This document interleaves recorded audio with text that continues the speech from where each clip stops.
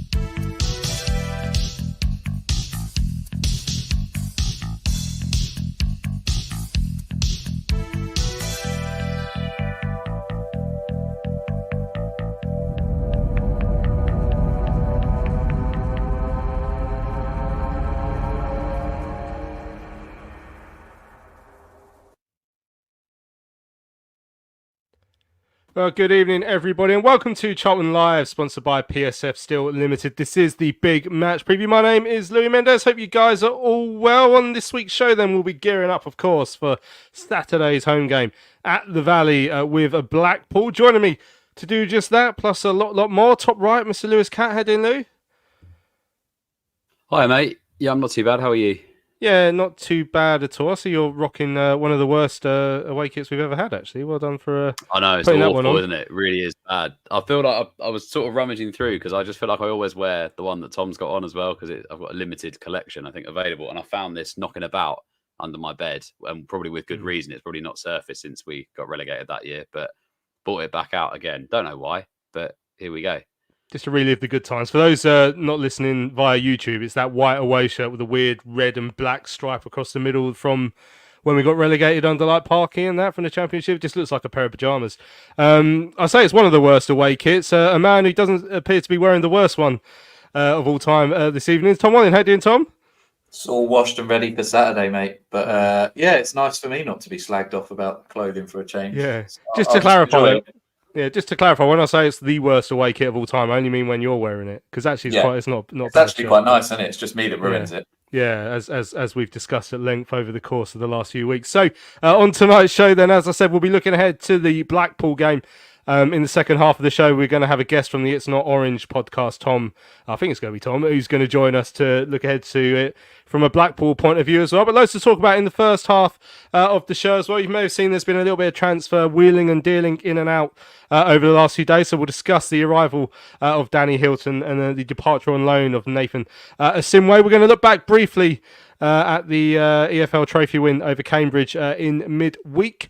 And there was just an interesting question asked by Terry during the press day today about the strength of League One, sort of off the back of that Birmingham and Wrexham game earlier on in the week. So maybe a little discussion about how we think we're sitting compared to all those top teams. One of who, we are one of those at this moment in time. A massive good evening to everyone who's joining us in the chat. Hope you will give us your thoughts ahead of the Blackpool game. Email studio at charltonlive.co.uk.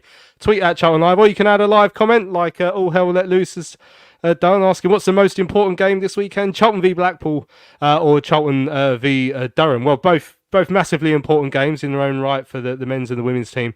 We'll be focusing mainly on the Blackpool game this evening, of course. Evening to Andrew, to Alan, to Jay. I got really excited when I saw that Mike Salmon was in the chat, but it's actually a guy called Michael Slammon. So I don't know if you're related or you just can't spell your own name, Michael, but good to have you with us as well. Shiny Fields in there, Paul Davenport, Lucas is joining us from Brazil as well, James and Joseph. Get involved in this evening's show. Right, it's been coming for a while, but at the start of the week, the club confirmed the arrival of Danny Hilton, the striker, as a player/coach. Let's hear what Nathan Jones has to say on the matter. Just the other day that Danny Hilton has joined us on a short-term deal as a player coach.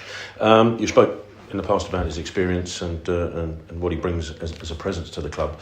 Do you think the coaching side of it would take more precedent than the playing side, or is that not? Is that just an opening? Look, that'll be see how we go. You know, he's available there to play, but he also will come in and help, especially front men in the early days, and then he's starting his coaching journey. But he'll be a big help for Gassan, big help for Miles, big help for TC, DK, all these in terms of his experience and know-how, because he's a very knowledgeable front man, and whereas the honesty in the younger ones, that we have, Danny has that little bit of guile, a little bit of tomfoolery, if you like, that he can get himself into games, and that they're going to need to learn that. So part and parcel of being a real good front man. But he will impact for us. He impacts on a daily basis around the place, on the training pitch. He will impact in games. How big an impact probably depends on the competition he got.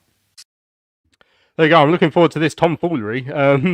Lewis, what were you making on it of the arrival of Danny Hilton? Then, so as I said, the club confirmed he's sort of come in as a player / coach, which I think was what Nathan Jones had been hinting at over the course of the last few weeks. But yeah, what have you made of that?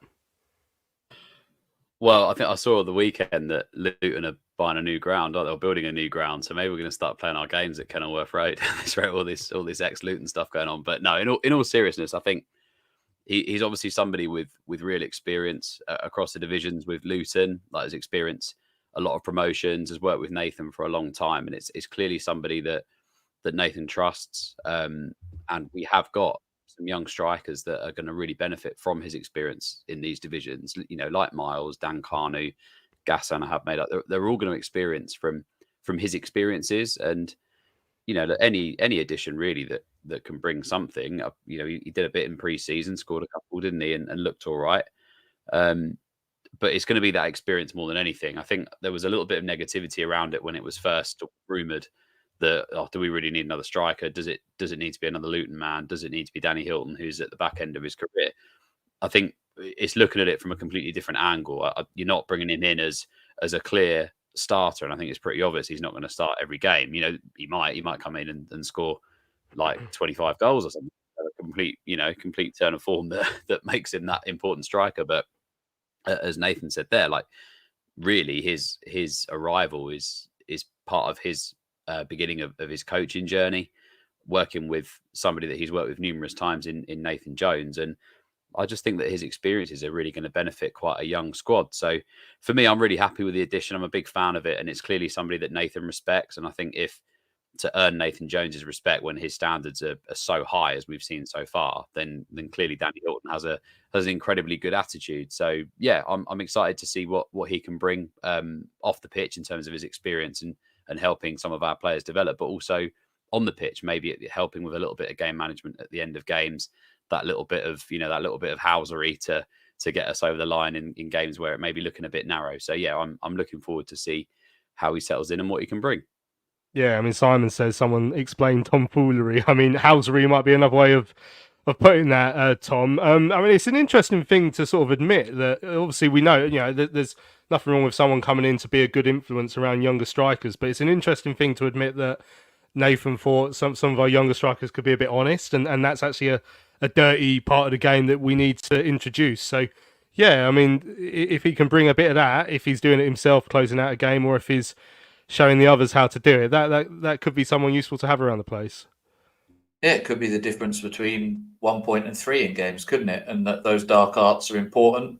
There's a couple of times I've seen this season already where TC has been in the penalty area or around it and stayed on his feet, or maybe not appealed to the referee in the same way that he could do. And the standard of refereeing in this division, you do something like that, it could swing the decision and get you a penalty or something. So, yeah, I think it's good. I think we had Jason Newell in as a kind of, I don't know if he was officially player coach, but when he came back, he was sort of that experienced head, wasn't he, previously? And I think, I can't imagine he's going to play a lot of minutes, but obviously if we get injuries, he can.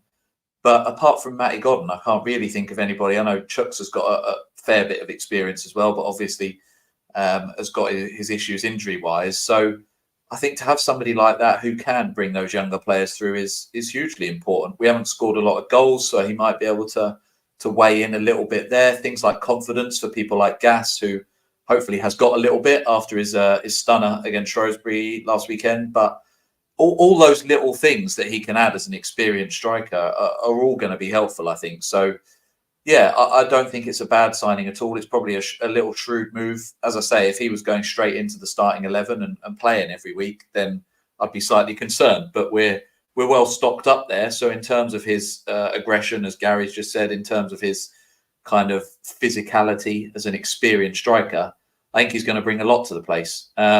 So, yeah, I think it'll be interesting. We said, didn't we, when it was rumoured that he was bringing him in for a specific reason, and he'd kind of tell us that when it happened. And that's what it is. So, yeah, maybe a new forwards coach to come in and iron some of those bits out, get us scoring a few more goals. I can only see it as a positive thing, really.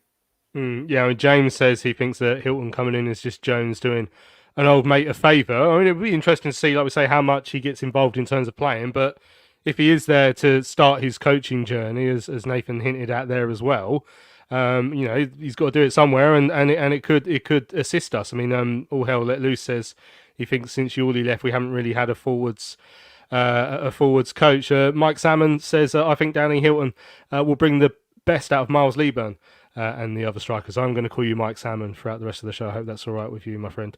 Lucas says, as long as Charlton continue winning 1-0, I'm totally happy with us becoming a branch of Luton. The other transfer news this week then, Nathan Asimwe, short-term loan deal to Hartlepool. Lewis only been announced sort of this afternoon. He featured on Tuesday, didn't he, in the game over at Cambridge. I guess if he wasn't going to be playing much at this junction, which it would seem that would be the case, then there's no harm in him getting out there and getting some experience at, National League's still a very good level to be playing at. Yeah, definitely. I think it's one that I kind of expected to happen at the back end of the window, just because of the competition in that area.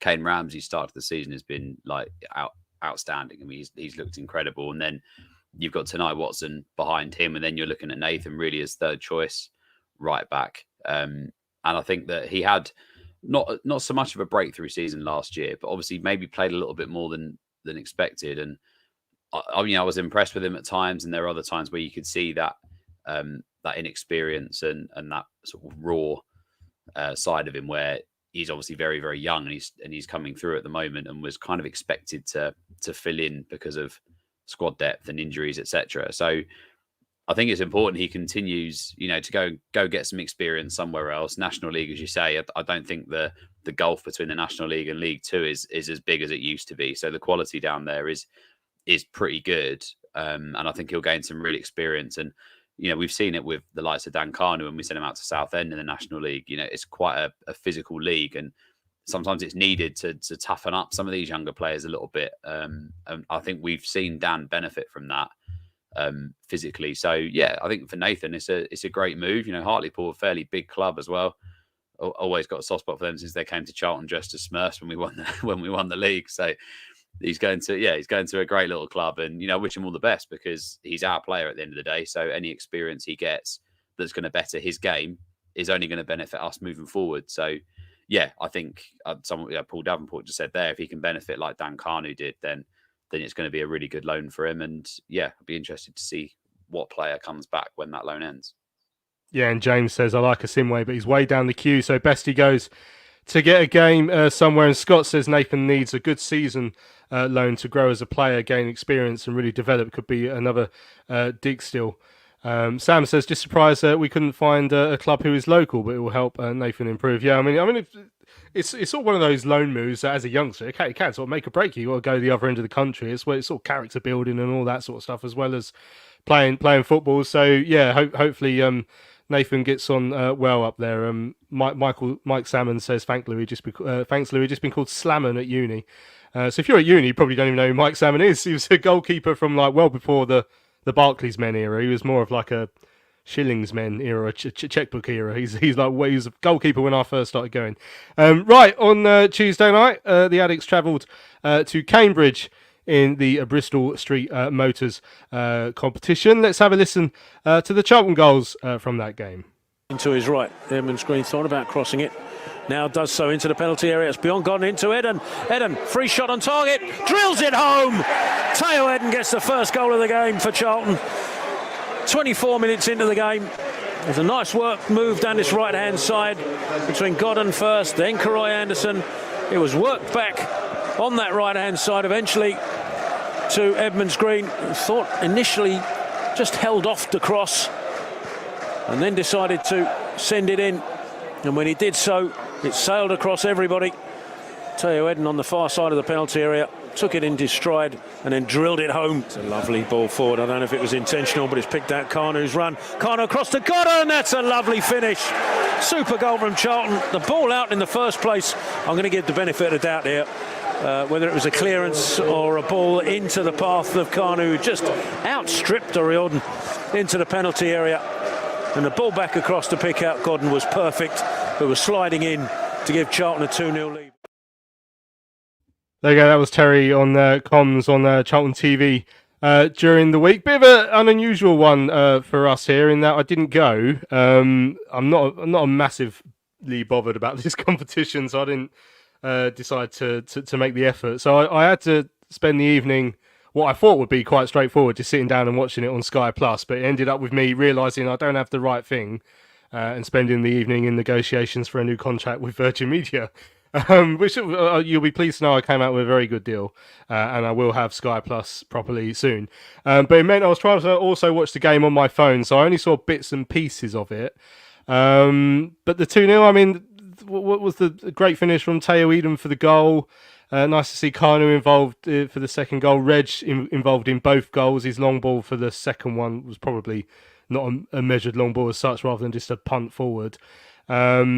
And yeah, he was involved. Like I say, Eden's goal was good. Good to see Edwards back out there. Any major takeaway from that game, Lewis? A lot of people have been speaking about the performance of Terry Taylor.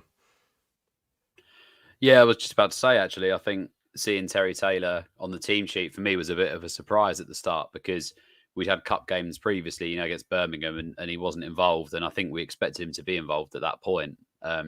Whether that's because he was maybe on the verge of a move away or not, I don't know. But I've always thought that there's something there with Terry. Like, I think that he's obviously, he came into us as a young player with a lot of promise. His stats at Burton Albion the season before were really, really good, like in terms of his goal involvements and performances and how he ranked every week in a fairly poor Burton side.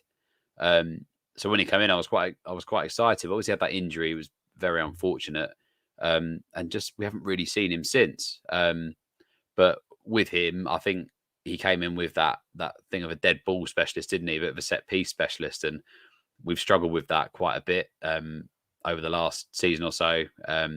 And some of our dead ball delivery has not been very good. So it sounds like he did a lot of that on Tuesday in terms of the set pieces he took, looked a little bit better. And he played quite well. And it sounds like he's got a very good attitude and, like, playing himself back into the plans a little bit. Fans now calling for him to be involved, which is probably is a testament to him, really, that he's put that effort in to get himself back in contention with Nathan. And then when he has got in, he's played and justified that selection. Teo as well, I thought played all right. It was a great finish for the goal. Another player that, looks like he was frozen out a little bit and is probably trying to stake himself a bit of a claim to get back into contention. Maybe not so much as Terry Taylor, because I think we've lacked what he brings. Where I don't think Teo is sort of anywhere. If you're playing him as a wing back, he's definitely behind Thierry and Josh. And if midfield, you've already got a lot of options. So I'd say he's probably less in contention than Terry Taylor would be. But these games and the competition does get a lot of stick. But I think when you've got a squad like we have, where it feels like it's maybe a little bit bigger than we've had previously, and there are players on the fringe that you'd like to see a little bit of to see if they can make a difference, this competition's perfect for that. And I think that using it as a platform to give these players minutes to try and play themselves into contention is a real positive. And I saw Gary Curtis just mention Zach Mitchell. I mean, every time he plays, he really impresses me. So it's another good opportunity for him to play. Whilst I believe he should play a little bit more in the league because I think he's that good, it's another good way to keep him, in and around the first team picture, because it feels like he's going to be a very, very good player. Some of the play on Tuesday night, stepping into midfield like John Stones, he's a seriously good player. And I think it was great performance, great to win. We're not great with cups, are we? So Wembley is a prize at the end of it. So I try to, not take the competition too seriously. But if we had a day out at Wembley with a Nathan Jones Charlton, then it would be great. So yeah, it was a great performance, great result. Look forward to the next couple of games, and hopefully, some of these players like Terry Taylor and stuff have given Nathan a bit of a selection headache, and we might see a little bit more of them. Yeah, a couple of people. Mike Salmon saying Terry Taylor had so much creativity on Tuesday. I was impressed. Scott Taylor says, well, hey, Terry Taylor, brackets, not a sibling, just share a great name. Yeah, well, I believe you, Scott. We've not got another Martin Eisted situation on our hands here, have we? James said, the main takeaway now is we have a very deep squad, which is good. Yeah, I don't think Cambridge made many changes. I think someone said they only made 3 or 4 changes. So obviously they're not having a great season. But yeah, Paul says if only Coventry had Terry Taylor's set piece technique. Well, Paul obviously forgetting that we scored from a corner in the last week, so which is better than normal. So Scott talking about the set pieces as well. Shiny Phil says was pretty impressed with everyone's performance. I thought Taylor played really well too. The only disappointment for me was Anderson. Yeah, of course, Croy Anderson getting sent off. The first one for the penalty wasn't in the clip there, by the way. All hell let loose asking. There was something wrong with the stream, and the commentator changed to someone else. I didn't bother sticking it in because it wasn't our com. But I don't think we're allowed to use those comms on paper. But yeah, and Anderson. Then the second yellow was like a 50-50 that he lunged in on, and maybe you shouldn't really be doing that. But overall, I mean, Shiny said, as well as Zach being excellent, he thought Anderson had a really good game. But James said he thought Anderson was disappointing. He hasn't kicked on. He's the next one that needs loaning out. I mean, he's been involved quite a bit in the first league, in the league team this season, Tom. So how have you seen his? Sorry, Martin Eisted said, "Oi." How have you seen his his start to the season?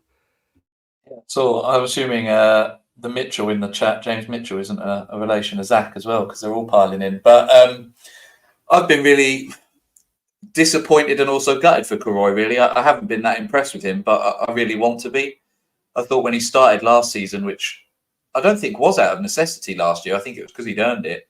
I thought he played really well. We obviously got the win on the opening day. I remember away at Peterborough. I can't remember if we lost that game, but maybe, I don't know. Anyway, he played quite well there.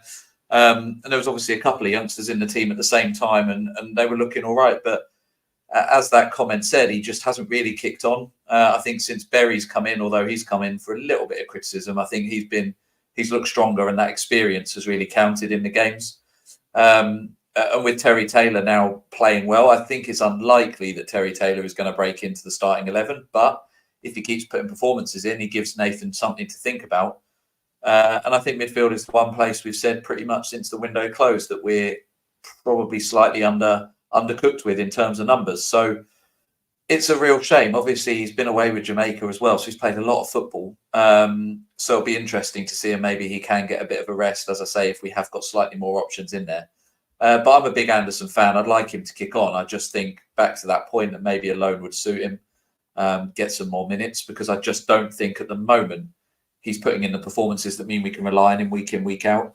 And if he's just coming in off the bench for sort of 10 minutes at a time or the odd Motors Trophy game, then that's going to be an issue for him, sadly. So he probably needs to be in a 2 with someone right next to him to sort of guide him through games, someone with a bit more experience.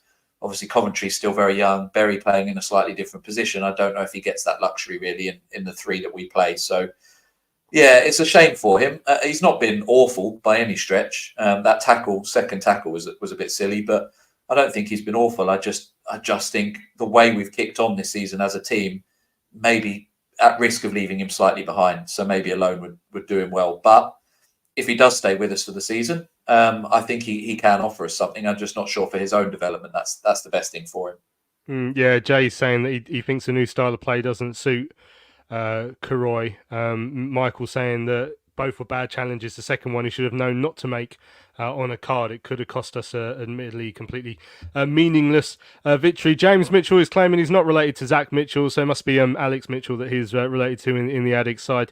What we haven't mentioned, of course, is a debut for Alan Mwamba.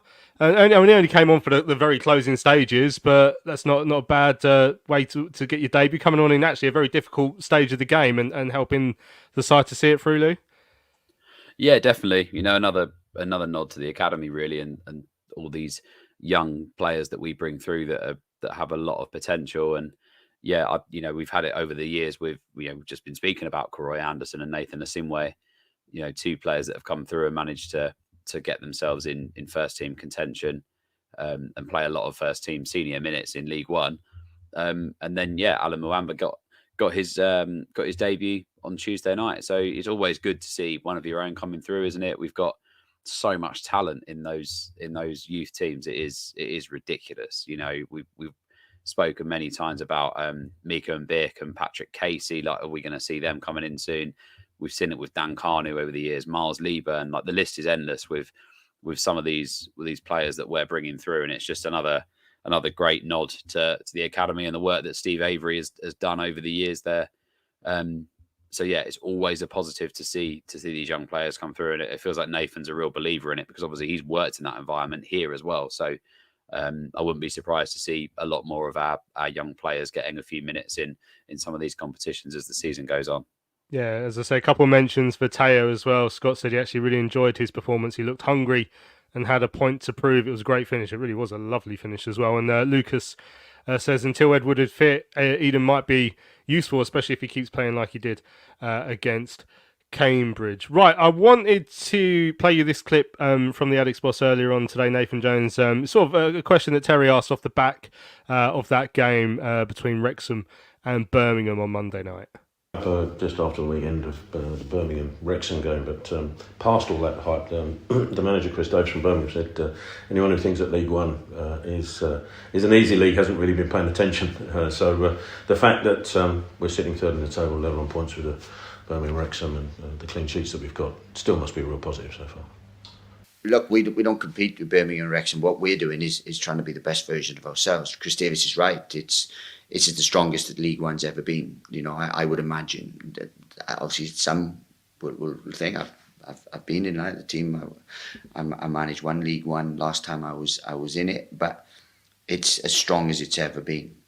And it's well coached. You've got a lot of young coaches now. A lot of people that want to make their mark on the game. So every single game is a challenge. Is a technical, tactical, physical challenge. So to be where we are, we're in a decent place, but I don't look at Wrexham, I don't look at Birmingham until we're actually playing them. And two managers that have one's experienced, one embarking, but has a wonderful way of playing. So, it just adds to a wonderful league. But the leagues the British leagues are the best leagues. You don't get four, and you can include the National League in that because there's a lot of professional sides, and probably most of them. So to have 4/5 professional leagues, it's the best pyramid. It's the best pyramid in world football. And they're getting stronger all the time. Last year, the Championship was really strong with what came down and what went up. And then this year, I think that's had a knock-on effect to us and to our league. So we're excited about it, and we're competing. And as I said, we enjoy the challenge week in, week out. There we go. And I don't know if you're able to watch any of the Wrexham game on Monday night, Tom. But your fellow countryman obviously went ahead and got blown away in the end by Birmingham, from what I saw. But it was an interesting sort of gauge to watch that game and sort of compare us to it and try and imagine how we would go into a game against the likes of those side and sort of how we'd balance up to it. When you look at what you've seen from us so far this season and what we've seen in general across the league, I mean, A, do you think it is stronger? Because that has been the assumption this year. And B, are we one of the strongest sides from what you've seen so far? I tried to watch it, but Sky just kept showing David Beckham. So didn't actually see the game. But occasionally they cut to it. I thought the whole coverage and everything was ridiculous. The whole thing's a joke. But I think in answer to your question specifically, the amount of money they're spending, and it doesn't completely come down to money, but largely, and I remember Powell saying this when he was in charge of us, largely, if you look at every league and wage budget, 80-90% of it, that's how it maps out. And we're nowhere near competing with either of those two sides because of the obscene wealth that their owners have got. And so we can't compare like for like. But what we can do is compete with them on the pitch in terms of those dark arts that we were speaking about earlier that Hilton might bring in, and having a good unit and a good side and doing like some of the teams down there, like the Rotherhams do against us, and try and drag the game into the gutter. I wasn't at the League Cup game, but it took a long-range goal for Birmingham to beat us. from what I've heard from pods like the Not the Top 20, Wrexham haven't actually been that impressive. So maybe there is something about coming up against Wrexham that is scaring some of the teams, but actually they haven't been that good. Again, I've only seen that one game against Birmingham to judge them, but Birmingham pretty much ran that game, although they conceded the early goal. So it's difficult. I think in other seasons, last season is a perfect example. We were looking at top 2 as something we should be aspiring to. And the fact we ended up in our worst position says more about the state of us than anybody else. This year, I think top 2 is wildly optimistic, but top 6 is where we have to be looking, just because of the amount of teams that are going to be up there that have that quality. And sadly, that puts us at risk of having to go through the playoffs again, potentially. But I don't think top 2's out of the question. I just think it's a lot harder to compete with the teams that are there now, the money they're spending, etc.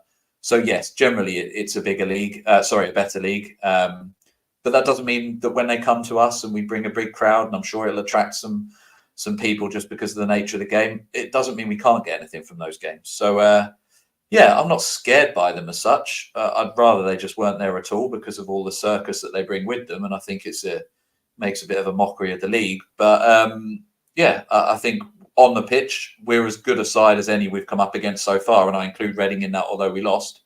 Haven't really seen anything so far in League One to scare us, but it's a very competitive league, and I don't think we can be arrogant and think we're going to stroll to it like we've said in recent years.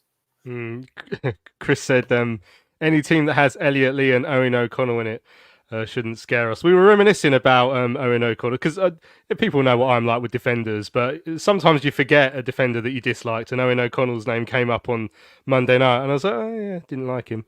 Jay says it's the thought of Mullen taking a bite out of the defenders that scares teams rather than that. A couple of people saying Gary says it's definitely stronger. James saying it's certainly stronger than last year. Sam's talking about what we're sort of aiming for. He says he's got playoffs as the target as well. So I sort of think that's where I'm hoping we are. Scott says, who cares about Birmingham and Wrexham? That was Nathan's response. We're concentrating on us this season. That's true, but it is. I do think it's interesting to sort of eye up the competition to an extent, just to see how we think we do against them and what we've learned about us as a side so far. I mean, Lewis, your thoughts? Do you, from what we've seen so far, is it too early to judge? But are we leaning towards being one of the better sides in the division? I think so. I think the big thing for me is just I feel like our game management's got a lot better. Like that, I felt like last year, especially, around that Christmas period, we couldn't hold on to anything. Like in games, we conceded late all the time, and our game management was just so poor. Where I feel like Nathan has coached it so well, and we've had such a good pre-season, and we feel fitter. Like I think as a side, we look fitter. Like overall, in every area, we're looking a bit better. Yeah, sometimes the football we're playing isn't the most exciting, doesn't always get you out of your seat. But if we go through beating teams 1-0 for the entire season, I couldn't care less. As long as we get out of this league, I could not care. Whilst I think the Wrexham and Birmingham thing is obviously they're two clubs that have a lot of attention on them, I'm kind of a fan of that because I think it takes the spotlight off of some of those other clubs that are doing well. It takes the pressure off of us a little bit because everyone's expecting them to be up there. So they're feeling that additional pressure. No one's looking at us or Rotherham or Stockport or Bolton or anyone that should be expected to be in there. We're not seeing as much talk of. It's just Birmingham, Wrexham, and that suits us. I think that suits us to go under the radar. It was the same when we went up last time. It was all about Sunderland. It's the same. With the whole Sunderland till I die and all that. It was all about them. And ultimately, we go about our business quietly. We keep picking up results, and we stick where we are on the table now. Then we've got a really good chance of getting out this league ourselves, regardless of what Birmingham and Wrexham do. So we're definitely, in my opinion, one of the stronger sides in the league because I feel like we have one of, if not the best manager in the league. And that's going to help. And he's getting the best out of some players and the performances we're seeing, as I say, whilst not always champagne football, are getting us results. So, long may that continue, we can go about our business quietly and hopefully come the end of the season we're reaping the rewards for it and we can forget about what Birmingham and Wrexham are doing. James said he's quite happy to be out of the spotlight. Scott, agreeing with you about seeing out games now and our defence being solid. I mean, Nathan Jones has spoken today about fitness in the side, which is good Sam says that Bolton win doesn't feel as impressive now. I think we still need to wait to see where we are after 10 games. So there was elements like, in hindsight, yeah, Bolton have had a terrible start, so that does take the edge off it for me a little bit. But they still moved the ball around quite well when they played us, and we stopped that happening. So I still think that was interesting that we were able to stop them doing what they were trying to do, as well as some of the other sides who've attacked the game slightly differently against us, and we've kept that the amount of chances against us. I mean, Lewis shared a fantastic stat earlier about how the quality of chances that sides have created against us is very low. He also said that the quality of chances we've created is very high, but what that doesn't tell you is that, I mean, that's from a few, like very few chances. So whilst we're creating good chances, we're not creating many of them. But it was an interesting stat, but the defensive one was the one I found more interesting. Right, we're going to have a quick break. When we come back, it will be time to turn our attention to Saturday's home game with Blackpool. PSF Steel Limited is a trade supplier of steel fabrication and erection services to the new build, construction and refurbishment market in southern England. With their unrivaled depth of experience, they excel at providing their customers with high quality and cost-effective steel fabrication solutions. Their customers include national and regional house builders, such as Barratt Homes, Bellway Homes, the Vistry Group and Taylor Wimpey. They pride themselves on their service-based ethos and commitment to customer service excellence, which includes full technical backup and on-site services and support. If you would like more information, go to www.psfsteel.co.uk. That's www.psfsteel.co.uk. Hello fellow addicts, I'm so excited to tell you all about our micropub, the River Ale House. The River Ale House is based in East Greenwich. It has 6 Pub of the Year awards, an ever-changing selection of amazing beer. It's owned by Charlton fans, walkable to the ground in just 20 minutes with buses that go direct to the Valley too. If your matchday routine includes a drink with your friends, you must join your fellow addicts in the River. See you soon. Right, welcome back to Charlton Live. This is the big match preview now on Saturday. Very excited to say that Steve Bruce is bringing his Blackpool side to the Valley, because it's always nice to see Steve Bruce in any context, whether he's at a wedding or elsewhere. Also delighted to say that we're going to be joined right now on the show by Tom from the It's Not Orange podcast to tell us all about Blackpool's travails so far this evening. Good evening, Tom. How you doing? Yeah, very well. How are you, gents? Yeah, really good. Thank you very much for coming on the show this evening, especially I know you've got a busy evening planned because you're interviewing a former player later, so we won't keep you for too long. But tell us about Blackpool's start to the season. Obviously, it has resulted in a change of manager. Why was that, and what have you made of the new boss's arrival? Yeah, to cut a long story short, last year's position, when you look at it, being 8th, obviously just missing out on the playoffs. If we beat Reading, I know you celebrated our consolation goal against them, as you said yesterday. If we beat them, we would have actually made the playoffs. But the ill effects of the football, basically, really bad away from home. We lost to Port Vale, we lost to Cambridge, we lost to Burton. We were just very, very poor. And that just resulted in us not probably excelling last year when we should have. And then the hangover from this campaign sort of came with that. And we played cruelly and lost, and Stockport and lost on the first 2 games. And whether Critchley sort of walked or Sadler said enough's enough, the fans weren't happy. And, it resulted in him losing his job. Keogh's taken over, or took over, should I say. We played 3-4-3, scored 4 against Cambridge, but conceded 4 after being 4-1 up. We then beat Blackburn in the Cup. And then we drew to Wickham at home, which, if I'm being honest, we should have been 3 or 4-0 up in that game. So we've been better since. And obviously, we recently beat Exeter in Bruce's first game. And Tuesday we made 10 changes, and it was a game that I fell asleep in. If I'm honest, it was awful. Both teams made 10 changes. They had 1 chance and scored it. It was just one of those ones. But Bruce has been really positive since coming in and served the players. So it's much better for Blackpool fans right now in this moment. Hiya, Tom. Obviously, Steve Bruce brings a lot of experience throughout the divisions over the years, a lot of Premier League experience. What was the overall reaction from Blackpool fans when he was appointed? Because I must say, when I saw him announced, I was quite surprised. So how did the Blackpool fan base take to Steve Bruce coming in? Were they excited, or were they kind of looking at the Steve Bruce that had come from Newcastle, where maybe his stocks had got a little bit lower than where they have been previously? Sadler's remit for a manager has always been, young, up and coming, can develop a team sort of with exciting changes. So, when Steve Bruce came in, we were all, a bit like, what the hell's going on? So the initial reaction was kind of laughter and shock, if I'm honest. A lot of WTFs on X, and a lot of the fan base just saying, I don't know how to feel. He's kind of a celebrity in the football world, but is he too old now? Is he going to adapt? I think as he's given interviews and we've seen the style of play and how the players have reacted to it, I think we're all with it. The reason for that is he's kept on Dobby and Keogh, who are really refreshing in the changing rooms and made us play a lot better in terms of how we were under Critchley. So the fact that those three with Steve Agnew, a former player as well, with lots of experiences in that dressing room, it's got the ingredients to be a superb cake. Hopefully it's not too many cooks, as I said to Louis yesterday. I don't want it to be too many sort of leaders in that team, but he's decompartmentalised the team in terms of how they take the training and match day instructions. So I think he's going to be a real good leader and a real good asset to Dobby and Keogh to bring them up to be the next Blackpool management team, if I'm honest. I think Alaba Morgan got his first minutes in the Cup. I don't know if that was down to injury or just because of the rotation, as you say, but generally, how's he got on with you guys? He was someone obviously came through our youth. I think a lot of us liked him a lot, wanted him to kick on, and he just never really did for us. He's probably been with you, a couple of years now. How is he viewed, and has he just not been playing because he's not been good enough this season? Signed last campaign, as you've said. I really like Albie, a bit like yourselves. I think he hit a real big purple patch at the end of last campaign. He scored a stunner at home. Forgot who it was against now, and then he scored a stunner at home against Nottingham Forest in the cup game, which is on the telly, and some really good goals against Portsmouth. He's brilliant.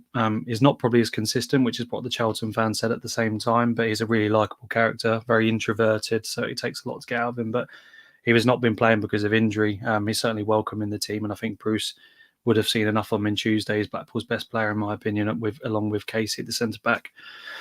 I like him, and it's likely that he'll start on Saturday if Evans is fit. There'll be a really good, nice partnership. I want him to add a little bit of a bite to his game, because we can't have Lee Evans and Morgan spraying the ball about, and we need someone that's going to battle in that midfield as well. Ollie Norburn would have been that character, but he's unfortunately injured. But yeah, to answer the question, he's been really well received by the Blackpool fans. We just want him to kick on and not get injured now. And then just looking ahead to Saturday, who are your real danger? I mean, obviously remember Dembele from last season, but he's not there anymore. So who's the one we should really look out for? I've noticed James Husband can't seem to stop scoring at the moment, which is exciting for a centre half. But who else is up there? For me, it's Don Ballard, who was at Reading last season. He got injured with them, but he's been like a house on fire. Him and Carl Joseph up front of a pressing machines, if I'm honest. They set the tone for the whole team. Both haven't scored probably as many as they should. We should have been 4-5-0 up on Saturday, which led to a last minute winner in the end, and sort of us nearly missing out on a victory. But those two really set the pace and really worked well up front, considering they hadn't much time together. In midfield, if Lee Evans is fit, he's been unbelievable this campaign in midfield, probably League One's, if not League One's best midfielders. And at the back, Casey, for me, has been superb.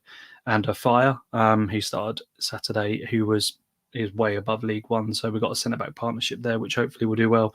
We're going to need it with your style of play and the way you create chances. So I'm really intrigued with this battle on Saturday. I hope we turn up, because it's got the makings of a really good game. Brilliant. Well, Tom, I'll let you go. Thanks for your time this evening, and enjoy your chat with Mark Cullen later on as well. No worries. Thanks for having me, gents. Cheers. There we go. That's Tom from the It's Not Orange podcast, giving us a lowdown on Blackpool. I mean, now Tom's gone, should we just very quickly talk about Alaba Morgan from our point of view before we go into Nathan Jones's interview, Lewis? I'm excited to see him back. Jay says he's expecting lots of 50-yard wayward passes on Saturday if he plays. Shiny Phil saying, obviously, the key question will be whether Albie will play his usual average match and then possibly present us with a goal, or if he'll hurt us and score this time. He's perfectly capable of doing both of those things, isn't he?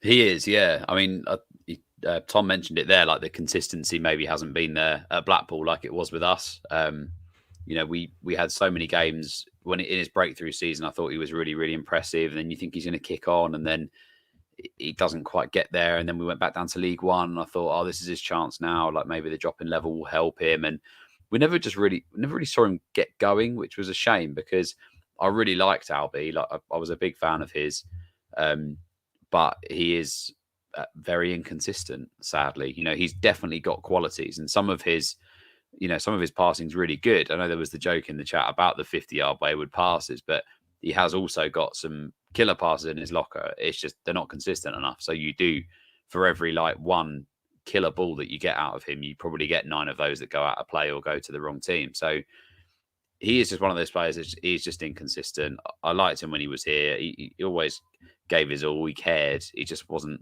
quite good enough. But yeah, he could quite easily sting us on Saturday. You think how many times, I definitely think Alaba Morgan's a better footballer than Macaulay Bonne, and that guy scores against us like it's going out of fashion. So I don't think we can ever take these things for granted, just in case. But yeah, look, he's obviously, if he is involved, I'd be surprised if he started if he's been injured sort of long term. You'd be surprised if he started. But as Tom said, if Norton's out, then maybe they're not going to have a choice but to play him. But yeah, maybe someone like Steve Bruce would be really, really good for Albi. Just that experience, you don't know. But yeah, hopefully the Albi Morgan that turns up Saturday is the one that kicks the ball out of touch and not the one that hits killer passes and scores screamers. Well, scoring against us has gone out of fashion this season, thankfully, which is a nice change. Just before we hear from Nathan Jones, got to share this from James. Says, is Afaya's nickname Great Balls? Great Balls of Fire. Not James hasn't been hanging around in the Blackpool change room as far as I know. Right, let's hear what Nathan Jones thinks ahead of this clash. As always, he starts with a bit of a fitness update on the squad. Miles Leaburn and Josh Edwards now back in action after injury. How are they both after their respective appearances? Yeah, good. Miles will play again tomorrow at Vicarage Road. So we need to just get over that final hurdle, and then he'll be full time with us in terms of available for matches. So that's all he has to do. Josh came back really quickly. We had a decision to make with him whether we trained him all week or give him exposure on Tuesday, and we come to the decision that was probably better. And they both today in good form. So it's positive because the more we can have available and the more competition and the more choices. Obviously headaches, but choices. One of the downsides of Tuesday, because personally I thought Zach Mitchell was outstanding until the point he was forced off with injury Tuesday night. How is he? Do you know the extent of the injury? Well, we'll scan it, but it is a shame because we've looked at him. We made the decision not to allow him to go back out on loan because I really like what I'm seeing in terms of fast evolving. That's what we wanted. We want someone that has his capabilities, and I don't really mind what age he is or anything. And he's brave, he's bold, he's athletic, he's hungry, he's just a stellar attitude. So it ticks a lot of boxes for us. So we wanted to give him that opportunity, and he did, and he took it with both hands. He was excellent up until he got taken off. I thought he was absolutely excellent. Give us a different dimension. So I'm really pleased with him. It's a shame. Hopefully it won't be anything serious, and he can be back in contention because he did himself no harm the other night. A further example of that is who we're facing on Saturday. Steve Bruce's Blackpool now. He's only just joined, so I'm guessing you won't know too much about Blackpool at the minute. But would you have faced Steve Bruce in the past? Do you know what? Yeah, I know Steve very well. Wonderful guy, real experienced. He must have got bored in the house. I know where he lives. I know it's a wonderful place where he lives. He's got one of the best pubs I've ever seen, 100 metres from his house. So he must have got bored.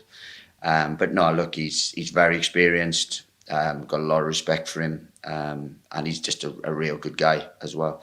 So I look forward to seeing him. I'm sure we'll have a glass of wine after, but it'll be a tough game. He's gone in, he's had an instant impact. The both games we've watched, he's had an impact. It'll be a tough game, as they always are. I've always had tough games against Blackpool from sides that I've been at, whether that was Luton, Stoke, or Southampton even. We drew him in the cup and when Mick McCarthy was manager, so always a tough game. But look, it's a Steve Bruce side. You know they're going to be well coached, well drilled, and going to be a test. Cheers. Ed, anything to add from you? There you go. You weren't supposed to hear Tom Rubishow asking if Ed had any questions there. I forgot to cut that bit right at the end. Yeah, look, looking ahead to the game, Lou.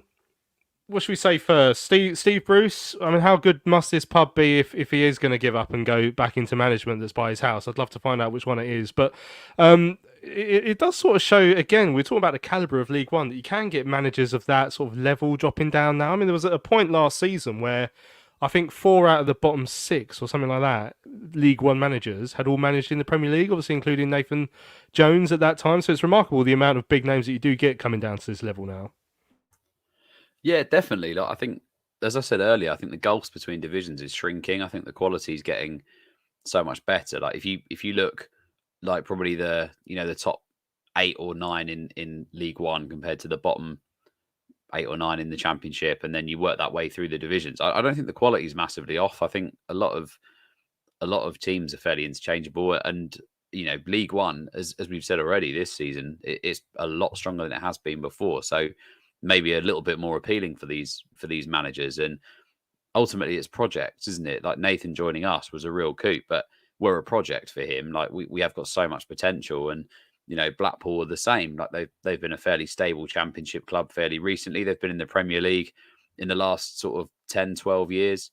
So they've got potential, good infrastructure, so that it can be an appeal for managers such as Nathan and such as Steve Bruce to come in and maybe, where they've come off the back of some tough times, to try and get their stocks up a little bit again, or find something to invest in. I think Steve Bruce is like a really nice guy, like comes across really, really nice in everything he does. He's fairly popular where he is. Newcastle, you kind of write off, but even there, I think they weren't overly aggy with him. And like Nathan, really passionate guy, incredibly popular here because of the work ethic that he brings and the passion he has for Charlton. So it is an appealing division now. Like there are, so the strength, as we say, has grown so much, and it becomes more of a project for these managers to come in and try and run with something. So yeah, I think it's going to be a really tough game. Regarding the pub, maybe that's something for your post match with Nathan, given that he seems to know very detailed where it is. He seems to know where Steve Bruce lives, which is slightly worrying for Steve Bruce if they have a row on the touchline. I don't think I'd want Nathan Jones knowing where I lived if I upset him. So yeah, it was a very thinly veiled threat, wasn't it? I know where he lives. Don't you worry about that. If he steps out of line, I will see him in the boozer. And words will be had. Oh, that Lou says you only have to look at Ruben Sellers managing Reading to see the quality of managers in League One. Yeah, it's a very good point. Strength in depth. So, I mean, James, obviously, we heard in that clip talk about the injury to Zach Mitchell, which we're hoping won't be too bad. But, I mean, James, who's obviously related to both Zach and Alex, as we've decided, even though they aren't related to each other, says, have we ever had such strength in depth across the back five at this level? I mean, it does feel good, like, because I thought Reg looked good on Tuesday as well, the bits I saw. So, I mean, again, a player who has hardly been involved but been in the squad a lot. It makes you feel so confident going into games like this, Tom. Shiny Phil's talking about the potential of Miles coming back. So you play Watford on Friday, but the next week he'll be in the squad by the sounds of it. I think it's Stevenage the week after, so he'll be back. So that strength in depth is looking positive going into a game with a Blackpool side at home, where we've been unbeaten so far. So I mean, things really are looking up at the moment, and you just hope that we can. You go into every game just hoping this isn't the one where it falls apart. This is one where we continue building upon what the start that we've had. Yeah, and we worried that Reading might be that. I don't know if we worried about it, but we certainly talked about the fact that it couldn't be off the back of that. And we went and then got a draw, but then we've followed it up with a win, albeit not convincing at the weekend, but it's 3 points nonetheless away at a place where historically we haven't done that well. So, yeah, and I think people were talking about it when we were speaking about the Cambridge game in the chat earlier as well. That strength in depth, as you were saying with Miles there, that goes throughout the side. I think goalkeeper maybe less so, and midfield a little bit I'd spoken about, although with Campbell coming in and with Terry Taylor playing, maybe now even in the midfield we've got a little bit of depth there as well. So we're certainly stronger, I think, as a squad than we have been in recent seasons. I think there's a lot to work with there. And we're on a very good run of form, as we've said pretty much every week, as I say, barring Reading. So, yeah, I think we go into this game with confidence. Going back to my earlier point when you were asking about the strength of the league, look, this is a tough league and it's not going to be an easy game. And Steve Bruce is obviously a very experienced manager. But we have to go there with confidence. I'm sure the crowd will be loud again. We've got that home advantage. We haven't lost there for a while, as you say, certainly in the league. So, yeah, we've just got to try and just keep this momentum going, because there is going to be parts of the season where we drop off a little bit, or we struggle a little bit, or injuries kick in. But that's not at the moment. So let's try and run with what we've got. So yeah, I'm confident. I'm not going there saying we should win, or that I guarantee we're going to win. I think they've conceded a lot, haven't they? And they've scored a lot. So I think they're going to be quite open. But with our tight defence and hitting them on the counter, it's kind of battle of two styles, I guess. So yeah, it'll be interesting to see how we match up against each other. But Nathan will have done his homework, I'm sure, given the hours he puts in. And yeah, I feel like I've said this every week I've been on. I'm just really looking forward to the game.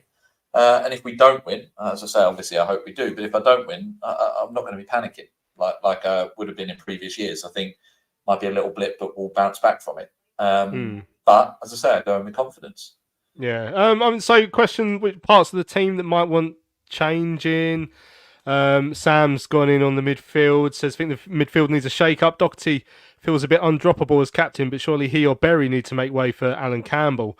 Also, after last night, I'm glad that Terry Taylor is still in the building. And James is saying Doherty isn't screaming captain to me. Difficult, though, with the ball zooming overhead all the time, mind you, which is a very fair point. Like, we don't see much of the midfield. But, I mean, is that a part you'd want to shake up at all, Lou?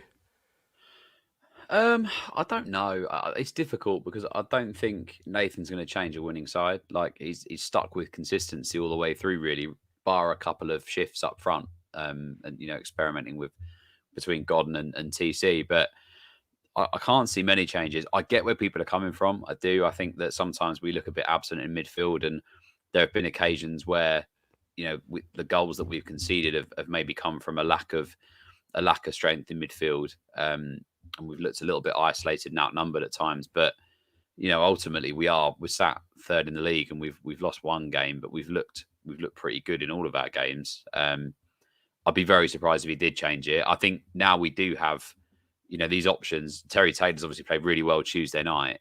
He doesn't automatically become an option. It's good to have that other dimension on the bench potentially. Like, you could be involved. I'd like to see him involved because I do think he brings something, but I don't think Nathan's going to automatically think, right, Terry Taylor, Teo Eden have played really well Tuesday night in the Bristol Street Trophy, so I'm going to stick him in the starting 11 of a team that's third in the league and off the back of a victory. But I do see the midfield. I see the frustration sometimes, but I think it's a system that we're going to stick with.